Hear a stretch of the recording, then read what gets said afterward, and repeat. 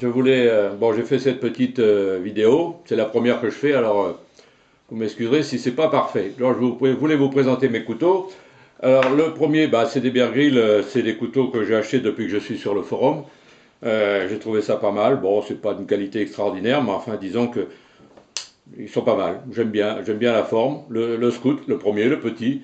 Bon, pour moi, évidemment, c'est un peu juste. J'ai les grandes mains et le couteau est un peu juste. Mais enfin, bon, passons. Ça, vous connaissez. Le folding, le suivant, vous connaissez également. Il n'y a rien à dire. Moi, par contre, je l'ai bien en main, celui-là.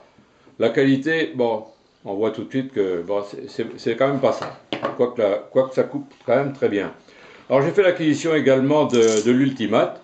L'Ultimate Pro. Alors, c'est pas tout à fait le même que l'Ultimate tout court. Alors, les différences, bon, je pense l'étui est plus fluide, un peu moins encombrant, peut-être plus, bon, à mon avis, bon, c'est un avis personnel. Le changement de place au niveau de la pierre de feu, au lieu de l'avoir devant, tout au bout, on l'a ici. Bon, de ce côté-là, c'est pas bien important. Par contre, à l'arrière, on a ici, je ne sais pas si on voit bien sur la vidéo, là à l'arrière, on a l'aiguiseur. Contrairement à l'Ultimate tout court où il y a une pierre à aiguiser, ici on a un aiguiseur diamanté. Bon, c'est très pratique, surtout pour les gens comme moi qui ne savent pas très bien aiguiser. Là, c'est beaucoup plus facile qu'avec une pierre. Le couteau lui-même, à mon avis, bon, il est pas mal. Il est quand même pas mal. Une bonne lame. Bon, ce côté-là, évidemment, le petit emplacement pour la pierre à feu. Ici, on a quand même la lame et la plate semelle jusqu'au pommeau. Le pommeau est incorporé dans la plate semelle, c'est-à-dire qu'il n'est pas soudé, il fait partie d'un ensemble. Tout ça, c'est un ensemble, c'est d'un seul tenant. Donc, je pense qu'au niveau de la solidité, elle est au rendez-vous à ce moment-là, sur celui-là. Bon, on l'a bien en main. Bon, ben, j'insiste pas, c'est un couteau que vous connaissez également. Donc, on le met de côté. Par contre, ce que je voulais vous montrer, c'est des acquisitions que j'ai fait il y a quelques temps déjà. Ce sont des couteaux des couteaux zéro tolérance. Ce sont des couteaux qui sont le fruit de la collaboration entre Kai USA et Kai Orion et Striker Kniff. Voilà, ce sont des très très beaux couteaux, très bons couteaux, relativement imposants pour celui-là. On l'a bien en main.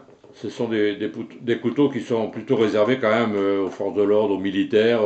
C'est pas le genre de couteau grand public qu'on peut se promener avec. Mais disons que bon, on peut toujours l'acquérir, il n'y a pas de souci. La lame, 9 cm 5 en S30V, donc excellente qualité au niveau de l'acier. Les plaquettes qu'on voit ici très bien, donc avec leur nervure là, de préhension. Les plaquettes sont en, comment dirais-je, en G10, je vais y arriver, en G10 titanium, bien sûr. Et donc, petit clip pour mettre à la ceinture également. Alors, toujours un linéaire lock, bien sûr. Ça ferme. Et petit avantage, avec le petit ergot ici, on peut l'ouvrir automatiquement comme ça. C'est assez impressionnant quand on l'ouvre quand même. Là, on voit l'ouverture, ça claque bien. C'est très impressionnant. Voilà. Alors moi, j'ai eu la chance, une chance inouïe. J'ai trouvé un site sur un site américain où on peut trouver l'étui de ce fameux couteau qui se place comme ceci. Je dis que c'est une chance parce que c'est introuvable en France et moi je suis tombé dessus par hasard. Donc le seul ennui, c'est que le couteau se porte de manière horizontale au ceinturon, donc c'est un peu embêtant à mon avis, on a toujours peur de le perdre alors que en fait il tient très bien. Voilà pour ce couteau. Alors comme il était imposant, évidemment la société a pensé au grand public et a fait son petit frère. Son petit frère, bah, c'est un zéro tolérance référence 0,350. Euh, un peu la même chose, un peu la même chose. La lame est plus petite, toujours en acier S30V. La lame est plus petite, elle fait 8 cm 6. Les plaquettes sont toujours en G10 donc, sauf que là, on a une préhension différente. Elles sont un peu lisses à mon avis par rapport à celle-ci où il y a une nervure, il y a des nervures bien, on accroche bien la main, il n'y a pas de souci. Alors que là, bon, ça tient bien, il n'y a pas de souci. Mais quand même, bon, j'aurais préféré avoir le même nervurage que l'autre. Bon, c'est comme ça. Alors, toujours un linéaire lock, bien sûr, petit clip. Alors, ce que je reproche aussi à ces couteaux, peut-être le clip est un peu trop petit. Quand on met sur un ceinturon, bah, on a tendance à, je sais pas, c'est un peu petit. J'aurais souhaité qu'il soit plus long. Mais enfin, c'est comme ça. Aussi, le petit ergot pour l'ouvrir.